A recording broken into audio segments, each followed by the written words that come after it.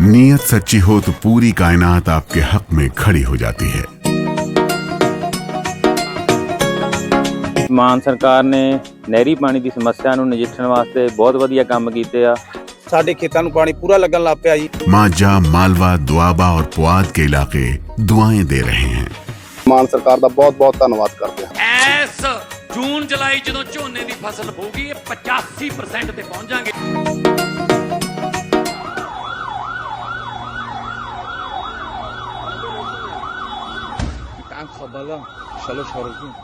अस्सलाम वालेकुम दोस्तों, आज 1 जुलाई है और मैं आपका दोस्त नदीम अकरम हाजिर हूँ मिडल ईस्ट की 12 सबसे बड़ी और बेहद अहम खबरों के साथ।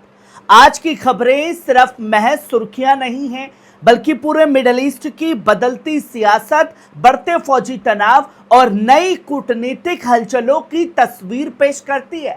बगदाद में अमेरिकी दूतावास पर ड्रोन हमले से लेकर इजराइल लबनान सीमा पर ताजा बमबारी, ईरान अमेरिका बातचीत पर नए दावे, नेतन्याहू के सख्त बयान और हुर्मुज को लेकर ईरान की 2 टूक चेतावनी तक हर अपडेट बेहद अहम है।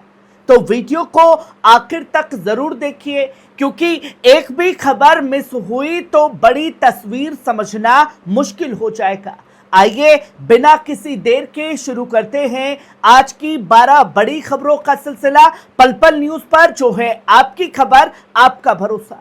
जहां पहली खबर देखिए दोस्तों, इराक की राजधानी बगदाद से बड़ी खबर सामने आ रही है। रिपोर्ट्स के मुताबिक अमेरिकी दूतावास को निशाना बनाकर ड्रोन हमला किया गया। फिलहाल ये साफ नहीं है कि हमले में कितना नुकसान हुआ या किसी के हताहत होने की सूचना है या नहीं। हमले के बाद दूतावास के आसपास सुरक्षा और कड़ी कर दी गई है और मामले की जांच भी शुरू कर दी गई है। अभी तक किसी संगठन ने इस हमले की जिम्मेदारी लेने का दावा नहीं किया है। वहीं आप ये दूसरी खबर देखिए, ईरान के जासूसी का इल्जाम, इजराइल ने अमेरिकी नागरिकों को गिरफ्तार किया। दोस्तों, इजराइल में एक 20 साल के अमेरिकी नागरिक को ईरान के लिए कथित जासूसी के इल्जाम में गिरफ्तार किया गया है। मीडिया रिपोर्ट्स के मुताबिक उस पर इल्जाम के कुछ संवेदनशील ठिकानों की तस्वीरें और वीडियो बनाकर ईरान से जुड़े एक एजेंट को भेजने का आरोप है। बताया जा रहा है कि हर काम के बदले उसे दर्जनों से लेकर सैकड़ों डॉलर तक मिलते थे।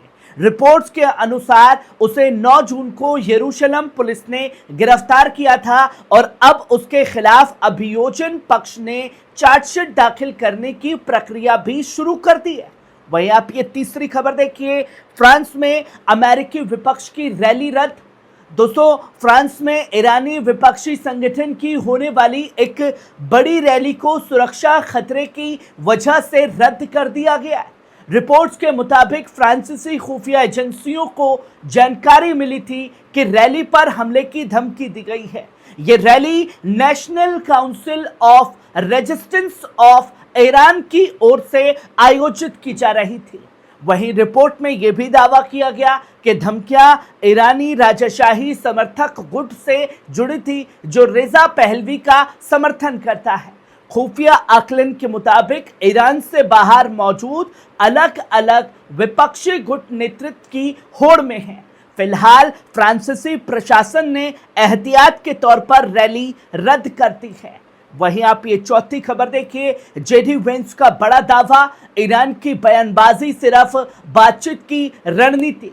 दोस्तों, अमेरिका के उपराष्ट्रपति जेडी वेंस ने यह दावा किया है कि अमेरिका और ईरान के बीच तकनीकी स्तर की बातचीत जारी है। एक इंटरव्यू में वेंस ने कहा कि ईरान सार्वजनिक तौर पर बातचीत से इनकार करता है लेकिन तकनीकी मशवरों की बात भी मानता है। उन्होंने इसे ईरान की बातचीत की रणनीति बताया है।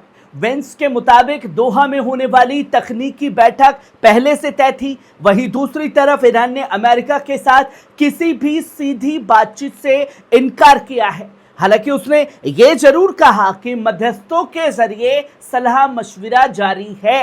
वहीं आप पांचवी खबर देखिए, कतर का बड़ा बयान, ईरान के 6 अरब डॉलर अभी जारी नहीं हुए।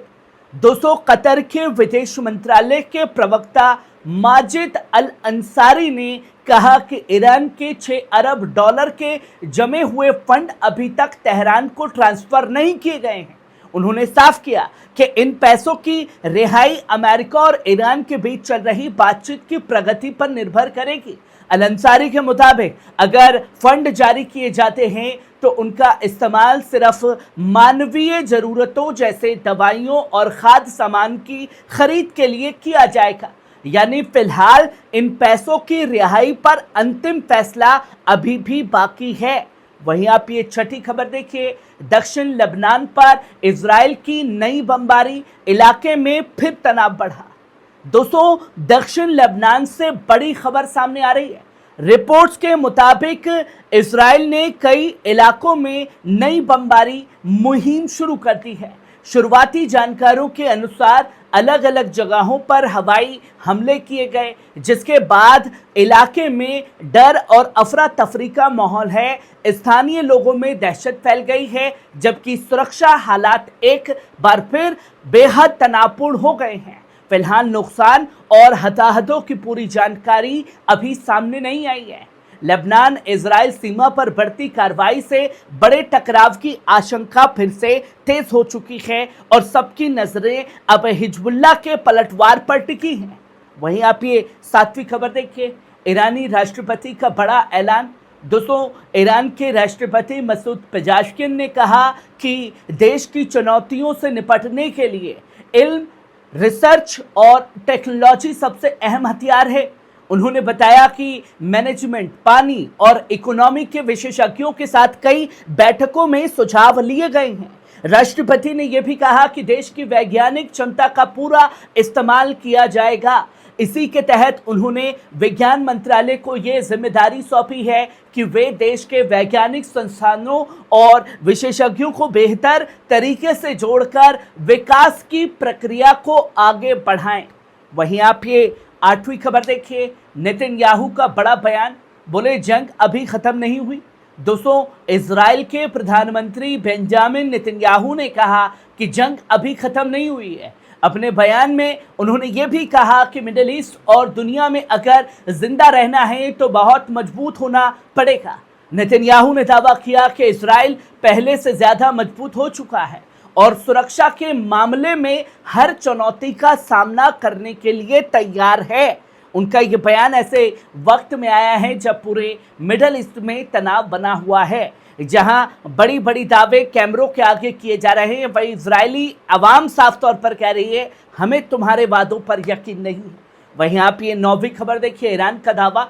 दोस्तों, ईरान की संसद के स्पीकर मोहम्मद बागिर गालिबाफ ने दावा किया है कि नाकाबंदी हटाने के बाद पिछले 10 से 12 दिनों में ईरान ने 4 करोड़ बैरल से ज्यादा तेल निर्यात किया है।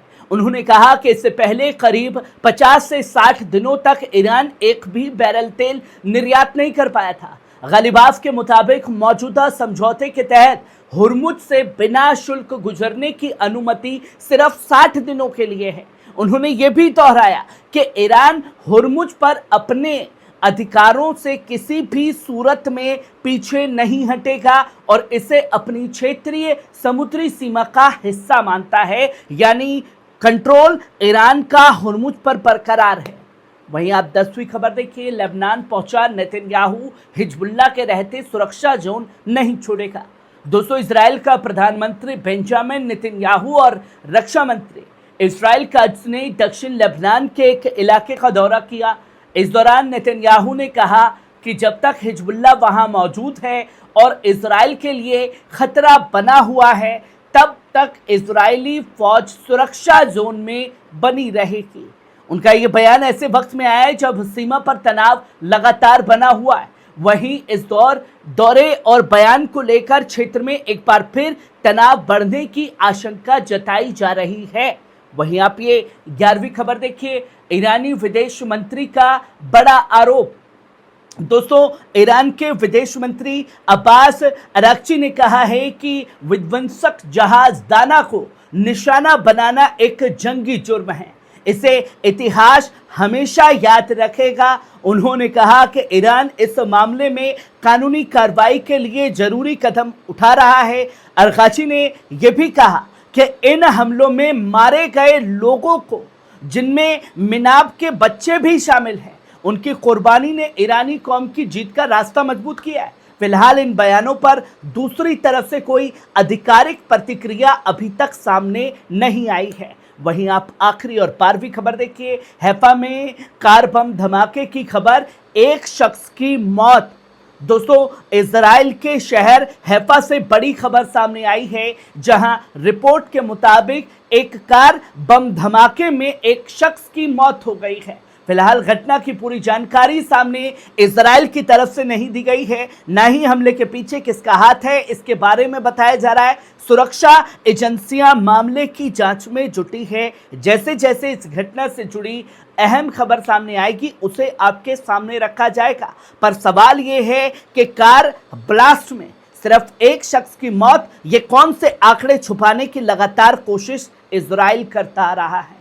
खबर कैसी लगी कमेंट बॉक्स में आकर के अपनी राय जरूर दीजिएगा। शुक्रिया।